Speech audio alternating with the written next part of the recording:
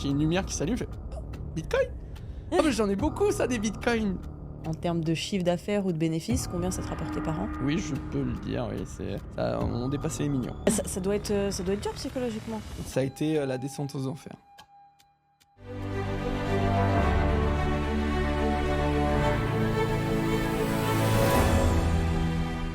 Salut la team et bienvenue dans ce nouvel épisode de L'argent, rien que la vérité. Je suis super contente de vous retrouver aujourd'hui parce que j'ai un invité spécial qui est un peu atypique. Il a eu plusieurs facettes dans sa carrière, donc j'espère que tu vas nous en parler. Je vous présente Joe. Merci de m'accueillir en tout cas. Enchanté d'être présent pour parler un petit peu de mon parcours, je crois. Donc je ferai en sorte de répondre à tes questions avec le plus de détails possible. Voilà, l'objectif de ce podcast, si vous venez d'arriver ici, c'est donc de parler des tabous de l'argent de façon le plus transparente possible. Maintenant, on te laissera nous guider dans ton parcours avec du coup les points négatifs parce qu'on sait que ce soit dans le milieu de l'entrepreneuriat ou des investissements, c'est un peu les montagnes russes. Donc autant des fois on est très content, autant des fois un peu moins. Et donc du coup, je vais commencer déjà avec la première question. Est-ce que tu peux te présenter? On va commencer par là, déjà. Ok, je vais me présenter. Donc, je suis Jonathan Dos Santos, je suis cofondateur de la société Rubychain et je suis dans le milieu du Web3 depuis 2019. J'ai commencé avec une petite histoire, mais on en parlera avec la perte de 884 bitcoins. J'ai fait le buzz avec ça.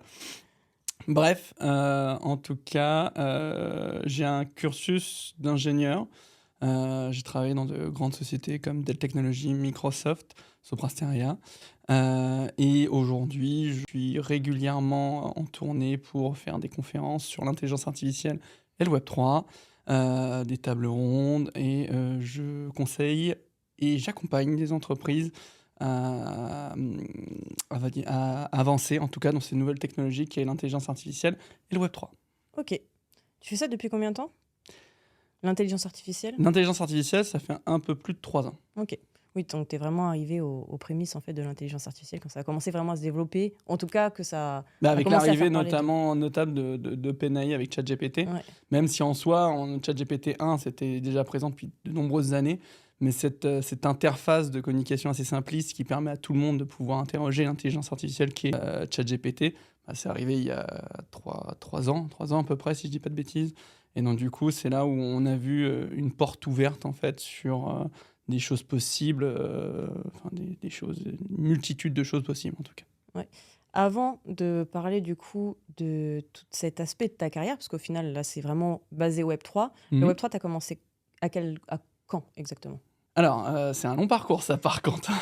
Mais bon, comme on dit tout, j'ai commencé exactement en 2010, si je te dis pas de bêtises. Ah oui, vraiment au tout début. Prémisse. En fait, j'étais dans une école d'ingé qui s'appelait Instam à République sur Paris.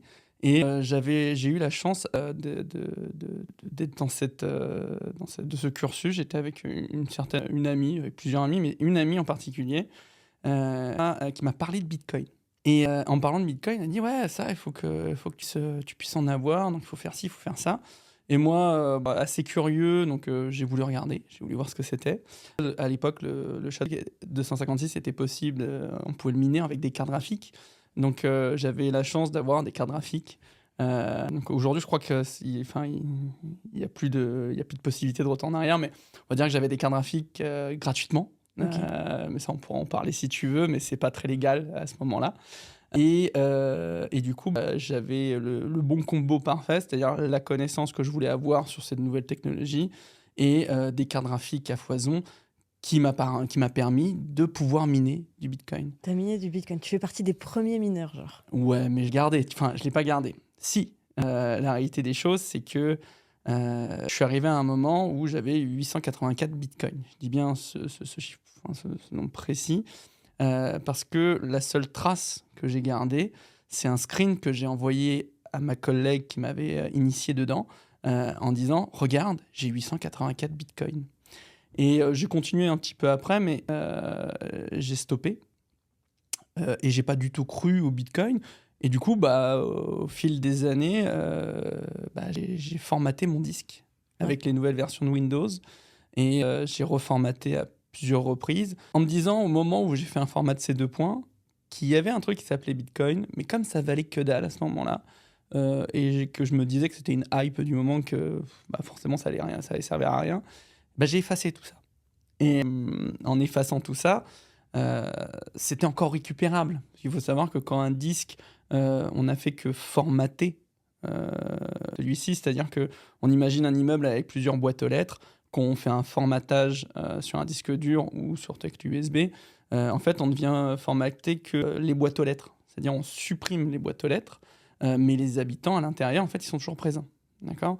C'est quand on fait un formatage à bas niveau, c'est-à-dire qu'on expulse toutes les personnes qu'il y a dans les appartements, que là, il n'y a plus possibilité de récupérer quoi que ce soit. Bref, moi, à chaque fois que j'ai formaté, en fait, je faisais que supprimer les boîtes aux lettres. Ok.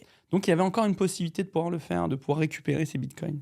Sauf qu'à un moment donné, mon disque commençait à souffrir, commençait à avoir des secteurs défectueux, et j'ai fait un formatage bas niveau.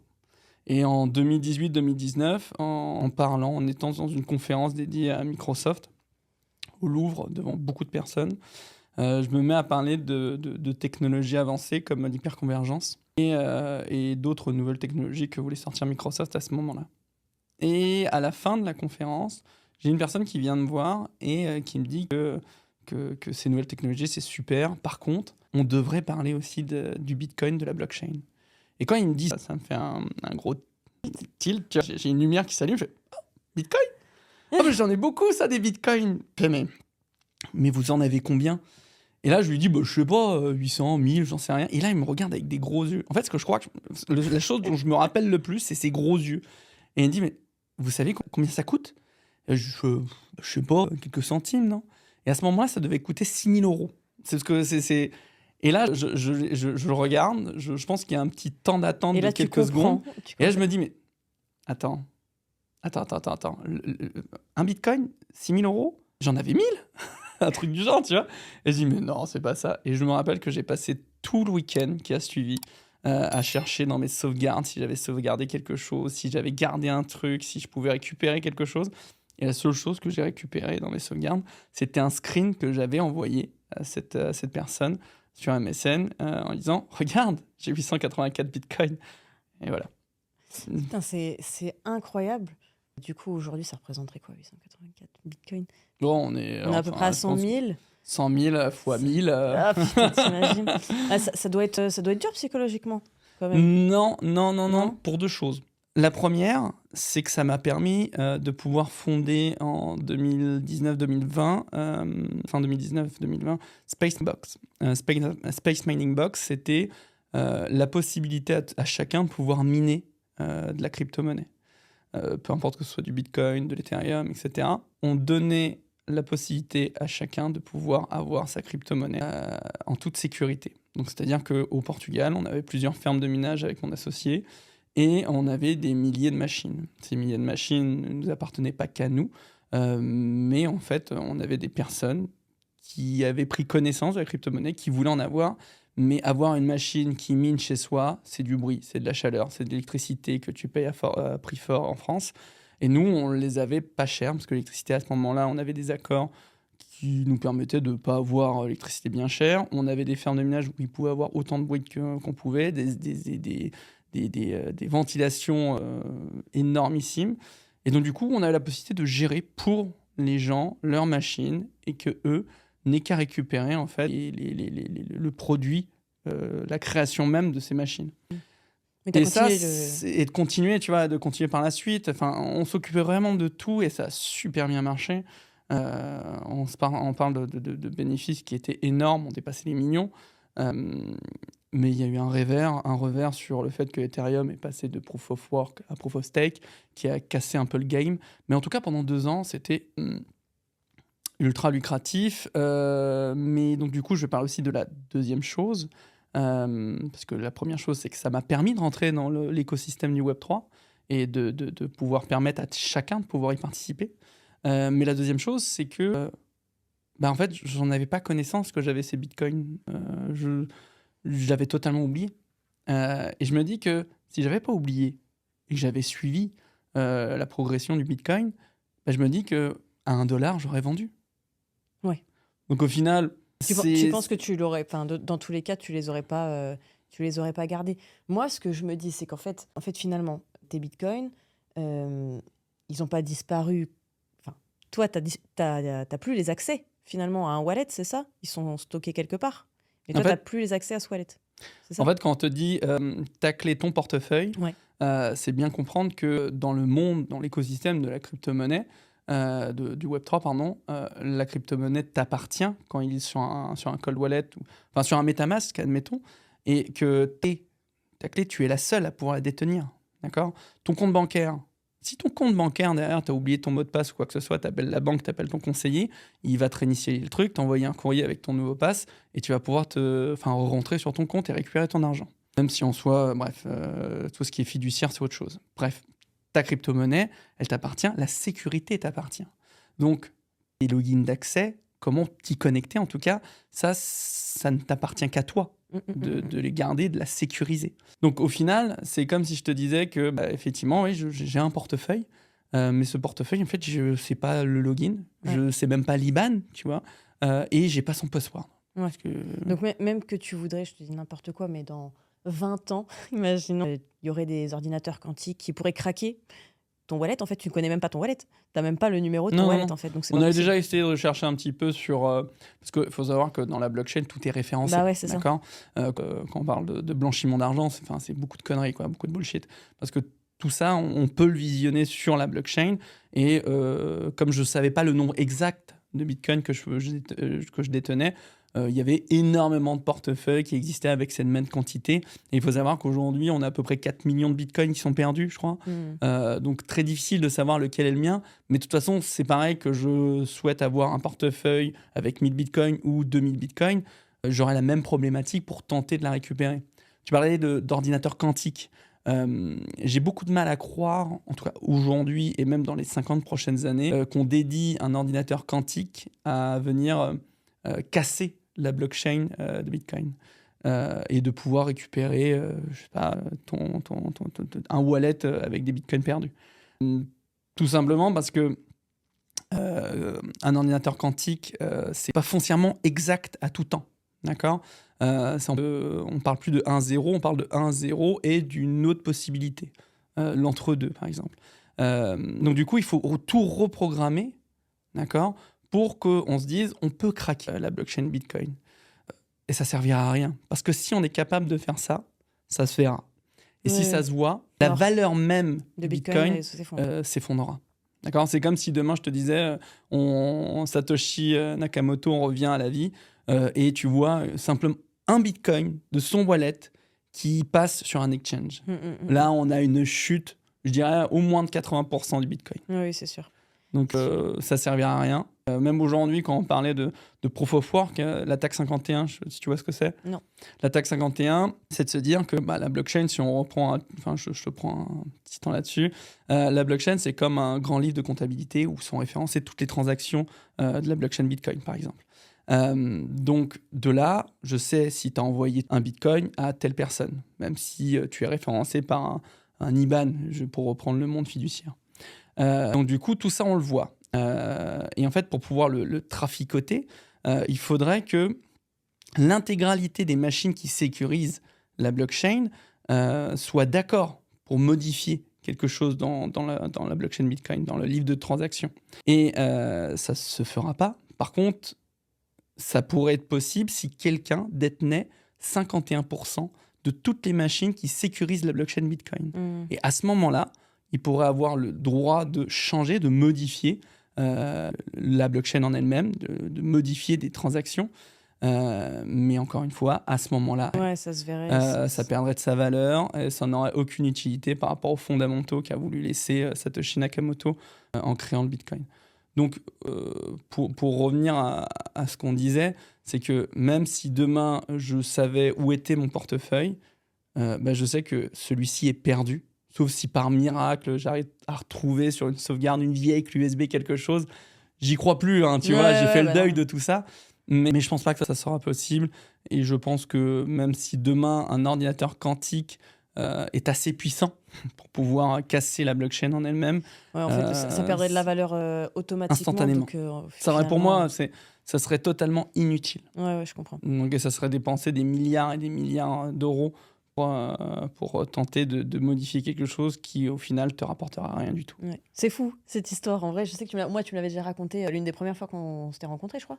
Et j'avais trouvé ça dingue. C'est cool que tu puisses nous la partager aujourd'hui. Du coup, tu as anticipé ma question qui était c'est quoi la plus grosse somme d'argent que tu as perdue? Donc, Bah, voilà. Voilà, parfait. Voilà. Pour la prochaine question, est-ce que dans tes projets d'investissement ou entrepreneuriaux, tu as déjà mélangé en tout cas tes relations amoureuses et tes projets, ou alors comment en fait finalement ça a impacté peut-être aussi ta vie sentimentale?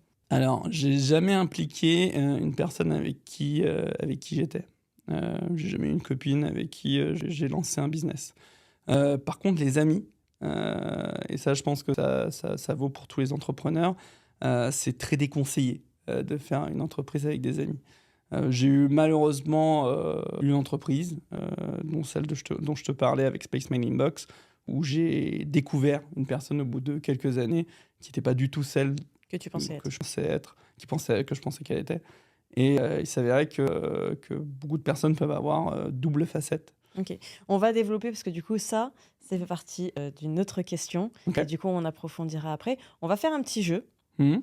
Le petit jeu il est simple, c'est tu préfères. Je vais te donner 2 situations, pas besoin de développer, sauf si vraiment tu as envie de rebondir sur une de tes réponses. Ok. Je te donne 2 situations, tu me dis laquelle te correspond le mieux. Ok. Ok? Donc, est-ce que tu préfères perdre tous tes investissements, tes business, mais garder ton réseau? Ou est-ce que tu préfères perdre tout ton réseau, mais garder tes investissements, ton business, ton patrimoine à l'heure actuelle? Alors, je préfère perdre mes investissements et garder mon réseau. Parce Ok. qu'avec ton réseau, tu peux aller très loin. Ok. Est-ce que tu préfères avoir un associé ultra brillant, mais insupportable, ou un associé moyen, mais hyper loyal? La deuxième. Non, oui, non, et puis, la loyauté dans le business peut te permettre d'aller très loin aussi. Est-ce que tu préfères être un milliardaire détesté ou avoir la plus grosse notoriété de ton secteur sans jamais devenir millionnaire? C'est dur, ça. J'ai envie de te dire un milliardaire détesté. Je m'en fous. Ok. Ouais, j'aurais dit la même chose, hein. Parce qu'au final, peu importe ce que tu fais, Ouais. tu auras toujours des gens qui te détestent. C'est vrai. Est-ce que tu préfères monter une boîte qui déchire mais que tu détestes, ou une boîte que tu adores, qui te passionne, mais qui stagne? Tu sais que tu as un plafond de verre que tu peux pas péter.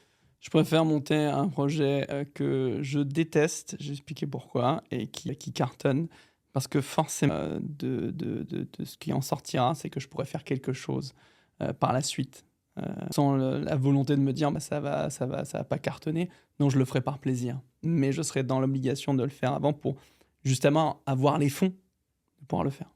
Ok. Donc finalement, réinvestir dans ce Exactement. business dans quelque chose que tu aimes vraiment. Ouais. Ok. Est-ce que tu préfères gagner 1 million par mois, mais travailler 7 jours sur 7, Mhm. ou gagner 10K par mois en toute liberté?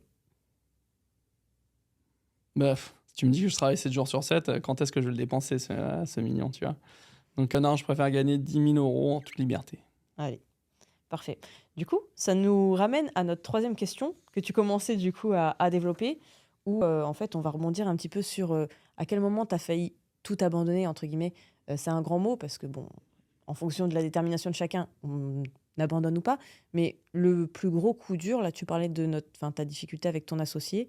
Du coup, qu'est-ce qui s'est passé exactement? Est-ce que ça a compromis en fait l'existence de votre société en commun? Ah, Est-ce que- totalement. Ouais. Alors, Space Mining Box, on a eu la chance de monter haut et de redescendre très bas. C'est-à-dire qu'à l'époque, le minage était rapportait énormément. On était sur des bénéfices qui étaient exorbitants. Ça s'est arrêté du jour au lendemain, même en ayant prévenu avec des newsletters, avec des visios à chaque investisseur. Ça a été la descente aux enfers, pour être très clair, parce que le protocole qui nous rapportait le plus a fermé.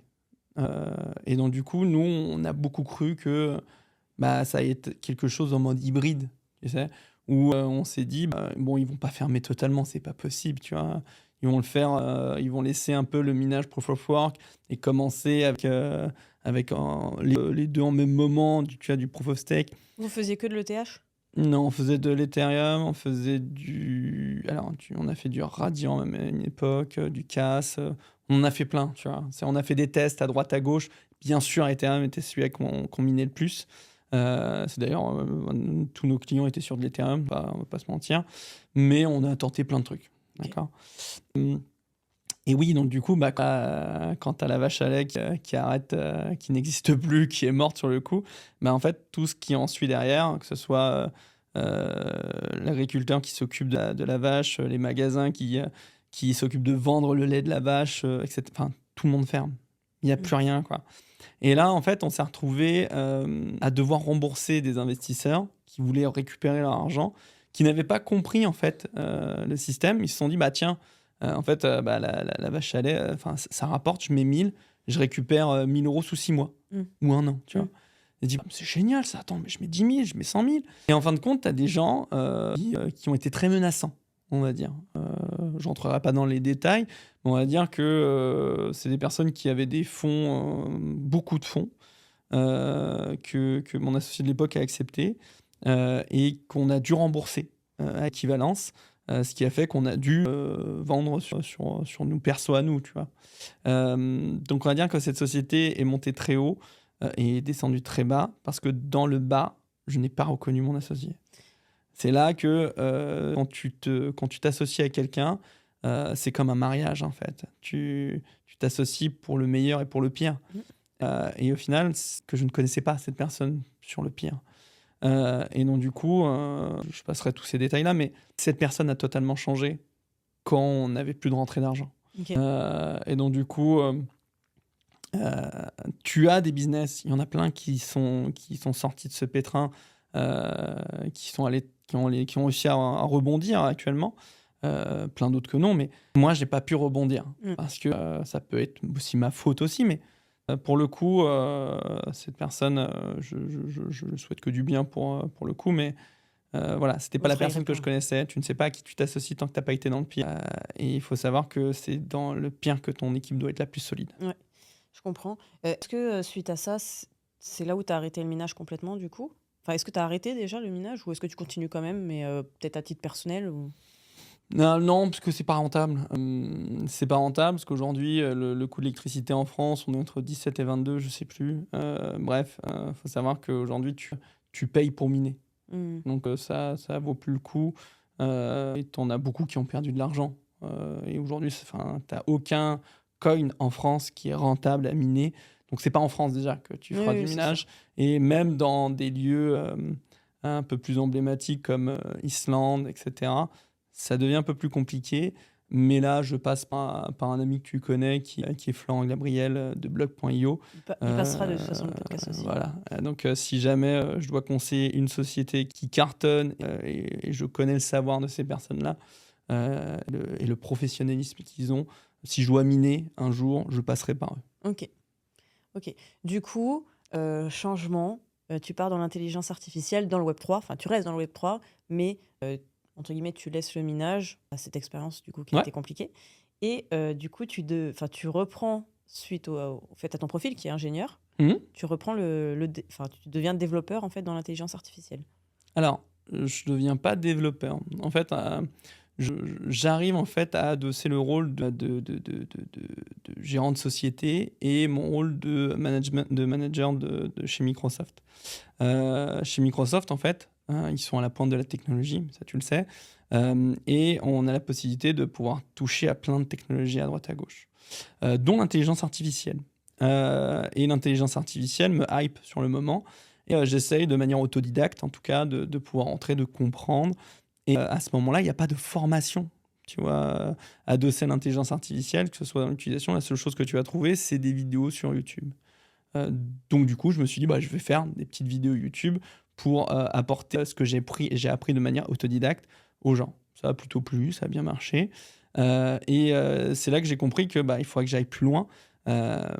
Parce que concrètement, en France, tu n'as même pas un quart des sociétés qui sont mis dans l'intelligence artificielle, qui ont dit on va tourner le sens de notre business pour intégrer de manière forte l'intelligence artificielle. Puis s'adapter, parce que finalement, je pense que l'intelligence artificielle, ça va faire que se développer. Ouais. Et indirectement, les entreprises qui le développent au sein même de leur écosystème, elles ont un avantage concurrentiel sur les autres Bien par sûr. rapport à l'avenir. Donc, Ouais, ce que je dis souvent en conférence, c'est que les entreprises qui n'acceptent pas l'intelligence artificielle, c'est comme si je te disais que elles n'acceptent pas Internet il y a 20 ans, tu vois. voilà, je prends le Et donc, du Minitel coup, souvent avec Internet. malheureusement, Tu vois, ça, c'est un truc totalement français. Hein.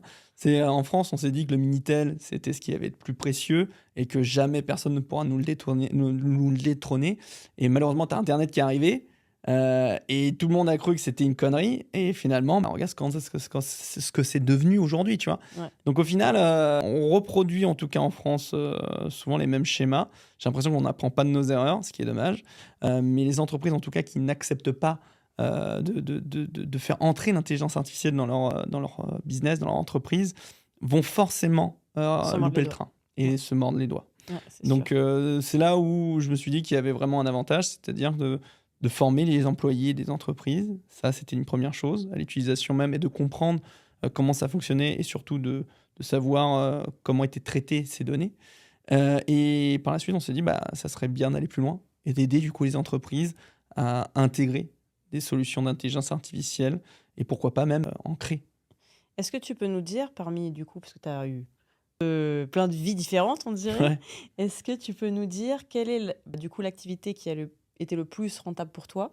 J'imagine que ça devait être ta société de minage. Oui.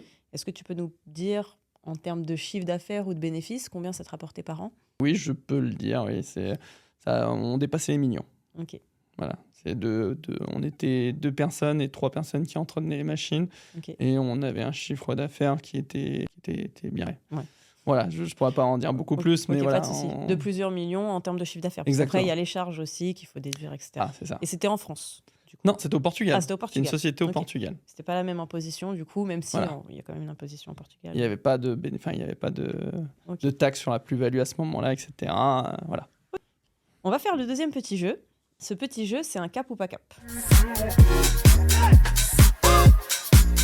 Donc, pareil, je vais te donner des situations.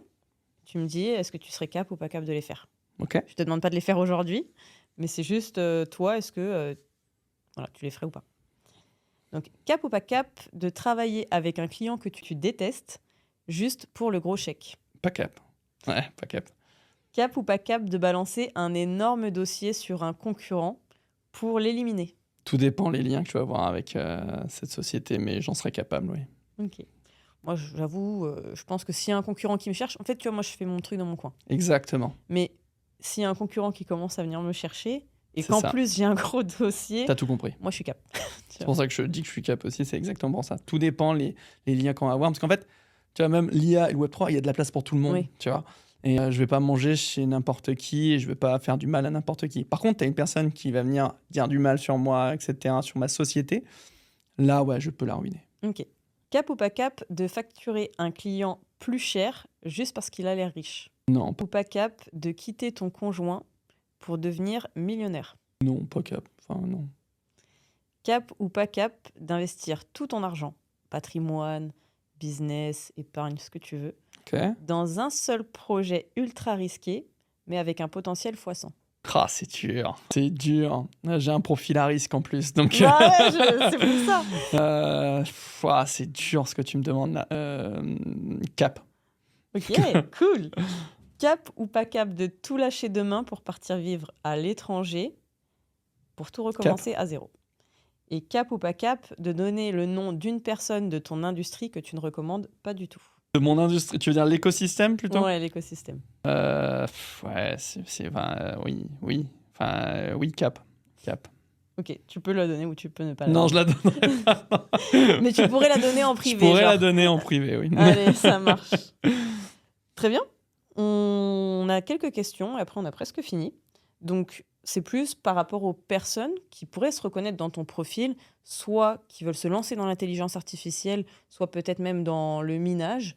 Il y a quelqu'un qui débute, qui vient de voir, qui dit « Ok, j'ai envie de commencer. Par quelle étape je devrais passer ?» Si tu devais établir un plan d'action. Alors déjà, si c'est le minage, alors je Tu dirais, dirais arrête tout de suite. voilà, arrête tout de suite ou passe par des personnes qui peuvent t'apporter une plus-value comme Blub.io, encore une fois, et je fais pas un placement de pub. Mais sinon, tout ce qui est intelligence artificielle, la réalité des choses, c'est que t'as des formations aujourd'hui qui existent, comme celle proposée par Alira. Elles sont superbes. Et puis te permettent d'avoir une casquette de data scientist ou de prompt engineering, etc. C'est avec eux que tu t'es formé? Non, non, non, non. Je suis vraiment cet intervalle où Alira commence à sortir des cursus d'intelligence artificielle, où moi j'arrivais en autodidacte, où il y a un début à tout. Et en Mhm. fait, les gens, pour former dans une nouvelle technologie, bah, il faut qu'elles aient appris par elles-mêmes, parce qu'il n'y a pas de formation avant. Mm. D'accord. Donc, moi, j'ai eu la chance de pouvoir apporter un peu de mon savoir aussi et de partager mon savoir avec des promos chez Alira. Et c'était un réel bonheur de pouvoir le faire. Et c'était pertinent. Et surtout qu'il y a plein d'experts. Apprendre des experts, c'est top. Et en plus, ils acceptent le CPF, donc ça te coûte pas grand-chose au final. Surtout que si tu n'as pas de CPF, si tu n'as pas de ci, tu n'as pas de ça, tu trouves tout sur Internet. Ok. T'as tout et son contraire, mais t'as tout ce qu'il faut sur YouTube. T'as pas envie de développer une chaîne YouTube justement pour que les gens ils puissent peut-être apprendre aussi comment la... Alors, je l'ai. Ah, tu l'as? Ok. Je l'ai, je tout- vulgarise. Alors, je l'ai pas. C'est en cours de, Ouais, voilà. de Je production. fais de la vulgarisation d'intelligence artificielle pour que tout le monde puisse comprendre à n'importe quel niveau le potentiel de l'intelligence artificielle, à quoi ça peut te servir, où ça peut aller. Je le fais sur ma chaîne CryptoKinojo, je crois. De toute façon, tous les liens de Jonathan seront en barre d'infos, que Ouais. ce soit Instagram, YouTube et ton contact si vous voulez le contacter. Si vous êtes une entreprise qui voulait incorporer de l'intelligence artificielle, par exemple, dans votre écosystème, je vous mettrai les réseaux de Jonathan, vous pourrez le contacter directement. C'est Mais très ok. gentil de ta Bah, part. c'est normal, tu rigoles. Et ouais, donc du coup, Donc toi, tu partirais déjà, première étape, se former. soit en autodicte, YouTube, ta chaîne YouTube par exemple, Ouais. soit à l'IRA. À l'IRA. Ok. Et Voilà. après, du coup, tu démarcherais des sociétés directement?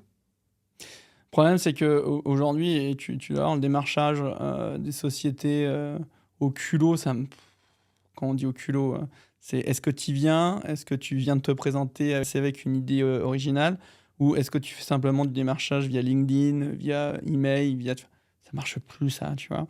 À un moment donné, il faut arriver à être présent, il faut savoir grandir son networking. Et je pense que ça marche de là. C'est-à-dire que tu as des soirées, tu as des qui sont même gratuits la plupart du temps et qui te permettent de pouvoir rencontrer des gens, des directeurs de sociétés, des RH aussi de grandes sociétés. Tu peux faire la ronde d'une personne qui connaît une personne qui connaît une personne Bien sûr. et qui va t'amener peut-être à un poste dont tu n'aurais pas imaginé ou à une possibilité, à un business qui n'aurait été possible que grâce à cette rencontre. Et je pense que aujourd'hui, c'est pas aller déposer son CV qui va fonctionner, c'est vraiment construire son networking à travers les réseaux sociaux, mais notamment à travers le physique, l'humain, à travers d'événements qu'il y a dans toute la France, que ce soit dans l'écosystème Web3, avec le Rubik, avec CryptoXR. Oui, parce que Jonathan a un événement annuel dans le Web3 qui s'appelle donc Rubik Chain. Rubik. Rubik. Ouais. Maintenant Rubik, ok. Maintenant, on le fait avec l'association de la ville. Et on sera sur 2 jours. On attend plus de 2000 personnes. On attend des très beaux mondes qui devaient venir cette année. De toute façon, pareil, je mettrai le lien de Ouais. Rubik dans la description de la vidéo. Est-ce que du coup, toi, tu as déjà investi dans l'immobilier? Parce que tu as investi dans plein de choses, tu as monté des business avec... Du coup, tu as fait fructifier aussi ton argent. Est-ce que tu t'es déjà dit, ok, je vais me diversifier et je vais l'investir dans l'immobilier? C'est même presque toi qui me l'as appris, c'est qu'il ne faut pas mettre tous ses œufs dans le même panier. Tu vois. Mais si, j'ai investi dans l'immobilier. Aujourd'hui, alors j'ai plus d'entrepôts du coup, parce que ils ont été vendus. Mais j'ai Ok. 3 appartements au standing et Tu fais de l'investissement locatif du coup? investissement locatif. Ok. Tout à fait, le Wapinel. Toi-même, tu as des immeubles. Ouais. Je trouve ça dingue ce que tu as pu faire d'ailleurs. Ah Il bon? faudra vraiment le. Ah si, ouais, moi tu m'impressionnes. C'est gentil. Ouais, moi, je me rends pas compte. Moi, je trouve que c'est impressionnant aussi ce que tu as fait. Mais après, chacun, je pense, à son enfin, on va dire, ces atomes crochus, tu vois. Moi, maintenant, c'est vrai que je peux pas choisir entre IMO et crypto. C'est vrai que la crypto, je trouve que c'est incroyable. Je pense quand même que j'ai une petite préférence pour la crypto, mais je sais qu'en bear market, l'IMO, ça m'a tellement sauvé. Mais bien Tu sûr. vois, donc finalement, je peux pas cracher sur l'un ou sur l'autre. Mais du coup, toi, j'imagine que c'est quand même plus le Web3 que l'IMO, hein. Ouais, l'IMO, bah, j'ai eu quelques billes dedans, tu vois, C'est bien. notamment au Portugal, etc. Mais en France, ouais, voilà, j'ai 3 biens immobiliers, mais il fallait placer de l'argent, il fallait bénéficier des taux qui étaient relativement bas à l'époque et qu'on ne retrouvera certainement jamais maintenant. C'est Euh, pas- Je sais pas, ouais. en tout cas, ouais, redescendre en dessous de 1, ça me semble Ouais, très, très, très ça compliqué. semble compliqué. Après, tu vois, moi, je suis aussi mitigée. Je pense pas qu'on retrouvera des taux à 10. En fait, ça, c'était, si tu veux, l'immobilier de l'époque de nos parents, de nos grands-parents. Bien sûr, Mais en fait, c'était les prix de l'immobilier n'étaient pas du tout les mêmes qu'aujourd'hui, tu vois. Comme l'immobilier là, a bien augmenté, c'est très compliqué de trouver des gens qui vont être solvables si les taux pour les mais crédits ça, sont ouais, trop élevés. Donc, bon, on retrouvera pas peut-être des taux négatifs ou des taux en dessous de 1, mais moi, je vois mal les taux passer au-dessus de 6, par exemple, tu vois. Maintenant, on ne sait pas, on verra de quoi demain est fait, tu vois. tout dépend les taux directeurs de la Banque européenne, Ouais, tu c'est vois. ça. Si là, on a perdu 0,25, je crois, qu'on est redescendu de Ouais. 0,25. Je pense et j'espère honnêtement qu'on aura la possibilité de pouvoir redescendre à des taux assez compétitifs comme on a pu avoir, nous, à notre Mm. époque. Euh, Eh ben écoute, j'espère que le dieu de l'immobilier t'entende parce que moi, ouais. ça me va très bien. Mais oui. Ça me va très bien. On va clôturer ce podcast avec un dernier petit jeu. C'est un pour ou contre. Ouais. Donc, pareil, je vais te donner des affirmations et tu vas me dire est-ce que tu es pour ou contre ça. Ok. C'est bon? Du coup, première, je pense qu'elle va te plaire. Pour ou contre t'associer dans le business? Bah, pour. Pour? Malgré ce qui s'est passé, t'es OK de t'associer? Ouais. OK, Ouais. t'as C'est pas- important. C'est important quand même de. Tout seul, c'est le truc qui dit, hein. Tout seul, tu vas plus vite, mais ensemble, tu vas plus loin. C'est vrai. Donc, ouais. OK. Pour ou contre embaucher des amis, de la famille ou ton conjoint dans Contre. ton business? Contre. Pour ou contre les formations en ligne? J'étais beaucoup contre. Donc je dirais contre encore, mais je commence à accepter le fait qu'on doit pouvoir faire les choses de manière hybride, donc de donner la possibilité aux gens de pouvoir faire de la formation en ligne s'ils le souhaitent, mais de garder ce côté humain et de continuer à pouvoir former les gens en direct, face à face. Ok. Pour ou contre démarcher des inconnus en DM sur les réseaux sociaux? Contre. Pour ou contre entreprendre en France? Oh putain, pardon, j'allais dire quelque chose. J'aimerais te dire pour, mais je vais te dire contre. Ok. Pour ou contre investir en France? J'aimerais te dire pour, mais je vais te dire contre. Ok. Pour ou contre créer un compte fake pour espionner tes concurrents? Pour. J'adore. Bah, t'inquiète, il y en a plusieurs qui disent pour, mais moi ça me fait rire parce que c'est un truc auquel j'aurais jamais pensé. Mais ok. Et ben écoute, Jonathan, je te remercie. C'était hyper pertinent. J'ai trouvé que tu as été hyper transparent dans tes réponses. Tu nous as sorti quand même pas mal d'anecdotes J'ai essayé en tout hyper, cas. hyper intéressantes. Donc déjà, merci pour ta transparence. Est-ce qu'il y a un message que tu veux faire passer avant qu'on se quitte? Bah écoute, déjà vous pouvez me retrouver sur LinkedIn à travers toutes les vidéos de vulgarisation que je peux faire. Vous pouvez me retrouver aussi sur le podcast Ordinaire, HORS, Dinaire, pour pouvoir parler de tout le monde, des gens comme toi, comme moi. Et surtout, si vous avez un besoin dans votre entreprise, je suis là également. Mais le message que j'aimerais laisser, je vais terminer avec une phrase de Bob Marley qui m'a beaucoup suivi. C'est vis comme si tu allais mourir demain et apprends comme si tu allais vivre pour toujours. Ah, ça c'est cool. C'est vrai que pour moi, je pense que l'apprentissage, ça dure. Enfin, c'est là où tu continues finalement d'exister aussi au travers de ton évolution, tu vois. Ouais. Donc, moi, j'ai une dernière petite anecdote à dire. Je pense qu'un jour, tu reviendras dans le podcast parce que je veux qu'on parle de ta carrière de chanteur dont on n'a pas parlé. Mais pourquoi pas parler aussi de cette vie-là que tu as eue qui pour moi, Je la est, continue, t'inquiète. non, mais incroyable. Donc, pourquoi pas en parler une prochaine fois. Merci beaucoup, Jonathan. Bah, avec plaisir, c'est moi qui te remercie. Merci. N'hésitez pas à vous abonner, à liker cette vidéo si ça vous a plu. Et je vous dis à très vite pour un prochain épisode. Ciao!